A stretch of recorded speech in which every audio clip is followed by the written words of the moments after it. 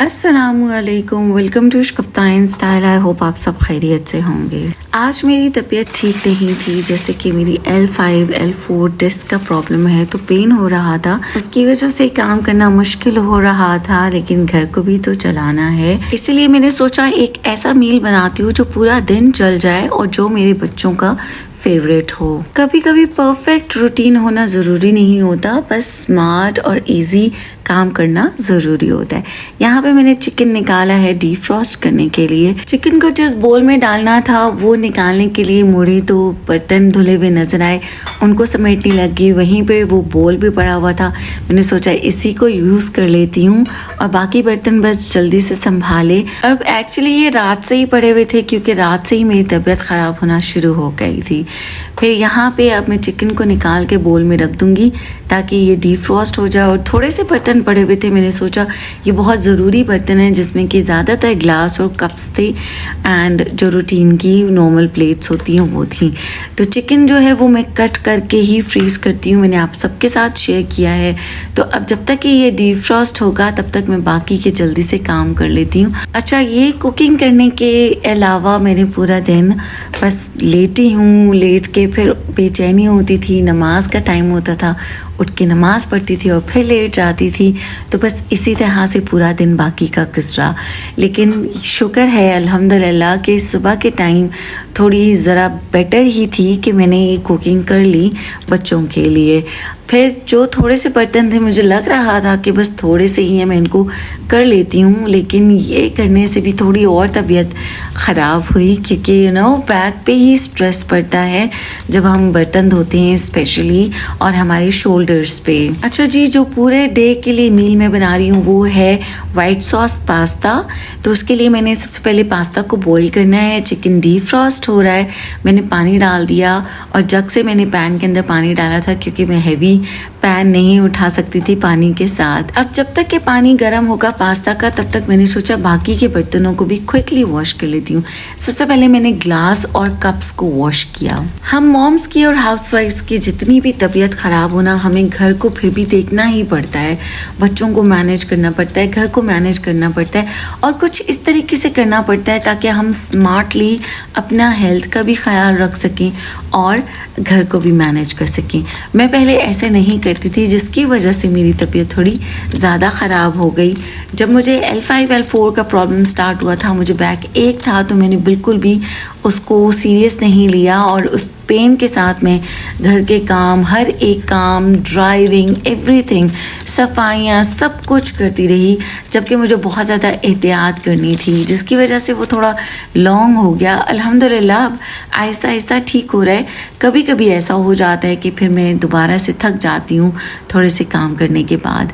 Anyways, अब पानी गर्म हो गया तो इसके अंदर मैं डाल दूँगी पाइप वाले जो पास्ता होते हैं ना, वो वाला, और इसके अंदर मैं 2 चम्मच नमक डाल दूंगी। अच्छा, पास्ता बॉईल करते हुए आप सॉल्ट डालें ना, तो पास्ता का अपना टेस्ट बहुत अच्छा और मज़ेदार हो जाता है। यहाँ पे सारा किचन सिंक सब कुछ साफ़ हो गया। अब मैं सेटिस्फाइड थी कि बच्चों को ग्लास यूज़ करने में, पानी पीने में, कुछ भी खाने पीने में, प्लेट्स में प्रॉब्लम नहीं होगा। तो साथ साथ अब पास्ता बॉईल हो रहा है, चिकन भी डीफ्रॉस्ट हो रहा है। अच्छा, एक छोटी सी टिप और ये भी है कि जब पास्ता बॉईल हो रहा हो तो नमक के साथ आपने थोड़ा सा ऑयल भी ऐड करना है। इस तरह से पास्ता चिपकता नहीं है और बहुत जल्दी कुक हो जाता है, यानी बहुत जल्दी गल जाता है। अच्छा, पास्ता को आपने फुल कुक नहीं करना है, आपने 80% उसको कुक करना है, बल्कि 75 to 80% आप कुक करेंगे। बाकी का पास्ता जो है वो वाइट सॉस जब हम बनाते हैं उसके अंदर भी कुक होता रहता है, तो वो ज़्यादा डिलिशियस बनता है। अच्छा, जब पास्ता बॉईल हो रहा होता है ना, तो मैं बहुत ध्यान से उसको बॉईल करती हूँ, बार बार चेक करती रहती हूँ। फिर उससे मुझे पता अच्छी तरह से चल जाता है कि अब इस लेवल पे पास्ता को मैंने स्ट्रेन करना है, क्योंकि उसके बाद में जो वाइट सॉस के अंदर जब पास्ता डालना होता है तो तब भी थोड़ा सा कुक करना होता है, ताकि जो वाइट सॉस का फ्लेवर होता है ना वो भी पास्ता में अच्छी तरह से एब्जॉर्ब हो जाए और पास्ता बहुत ही ज़्यादा अच्छा डिलिशियस बने। तो यहाँ पे इसको स्ट्रेन करने के बाद ठंडे पानी से रिंस कर लें ताकि ये आपस में जुड़े नहीं। और इसके अलावा आपने इसके अंदर थोड़ा सा और 2 टेबलस्पून ऑयल डाल के ना पास्ता को मिक्स करके रख देना है ताकि बिल्कुल सेपरेट रहे। अच्छा, इसके बाद अब मैं वाइट सॉस तैयार करूँगी। वैसे बटर डालना चाहिए वाइट सॉस में, मेरे पास नहीं था तो मैंने ऑयल ही डाल लिया। ऑलिव ऑयल है, उसके अंदर आपने 1 टेबल स्पून मैदा डालना है और उसको कुक करना है, हल्का सा उसका कलर चेंज हो जाए। फिर 1 टेबल स्पून के अंदर पूरा 1 kg 4 कप्स मिल्क यूज़ होता है। तो पहले मैंने थोड़ा सा डाल के हमने उसको मिक्स करना है ताकि मैदे की गुठलियाँ ना बने, लम्स ना बने, और फिर बाकी आहिस्ता आहिस्ता आप डालते जाएं। और ऑलमोस्ट 1 kg आपने मिल्क ऐड करना है और 1 कप आपने क्रीम ऐड करना है। अच्छा, जब मैदा स्टर हो रहा होता है ना तो उस टाइम पे हमने सारे स्पाइसेस भी ऐड कर देने होते हैं और उसके बाद हम दूध ऐड करते हैं, लेकिन मैंने नहीं किया, मुझे बस जल्दी कुकिंग करनी थी तो मैं भूल गई। कोई बात नहीं, हम बाद में भी ऐड कर सकते हैं। अब मैं इसके अंदर ब्लैक पेपर्स ऐड करूँगी, वाइट पेपर्स ऐड करूँगी, ऑरेगनो ऐड करूँगी या ऑरेगानो वटेवर। उसके अलावा थोड़े से मिक्स हर्ब्स ऐड करें और नमक ऐड करना है आपने। तो नमक मैं 1 टीस्पून ऐड करूँगी क्योंकि पास्ता में भी मैंने नमक ऐड किया है और जो इसका चिकन मैं रेडी करूँगी उसके अंदर भी सॉल्ट ऐड करूँगी, तो ज़्यादा नमक ना हो जाए, इसलिए आपने नमक का पोर्शन बहुत अच्छा सा रखना है। 1 टीस्पून इसके अंदर ऐड करेंगी। अच्छा, बाकी जो मैंने स्पाइसेस और हर्ब्स डाले थे वो फ़ोन आई डोंट नो कि बंद हो गया था तो कैप्चर नहीं हो सका, लेकिन जो इंग्रेडिएंट्स मैंने आपको बताया वो सब आपने ऐड करने हैं। जब ये अच्छा कुक हो जाएगा तो हम इसके अंदर पास्ता ऐड कर देंगे और अब पास्ता में आपने इसको हल्का सा बिल्कुल टेम्परेचर कर देना है चूल्हे का। अब यहाँ पे मैं आपको करके भी बताऊंगी, बिल्कुल मैं इसको 200 और 400 पे टेम्परेचर ले आऊँगी ताकि यह हल्की आंच पे कुक हो, वरना तेज़ आंच पे दूध बहुत जल्दी कुक हो जाएगा, थिक हो जाएगा, पास्ता बहुत थिक हो जाएगा, तो वो फिर इतना ज़्यादा मज़े का नहीं रहता। इसकी कंसिस्टेंसी थिक ही होनी चाहिए, लेकिन बहुत ज़्यादा थिक ना हो कि बिल्कुल ही पास्ता के अंदर ड्राई हो जाए। तो हल्का सा आपने इसको हल्की आंच पे रख देना है। साथ में अब हम रेडी करेंगे चिकन।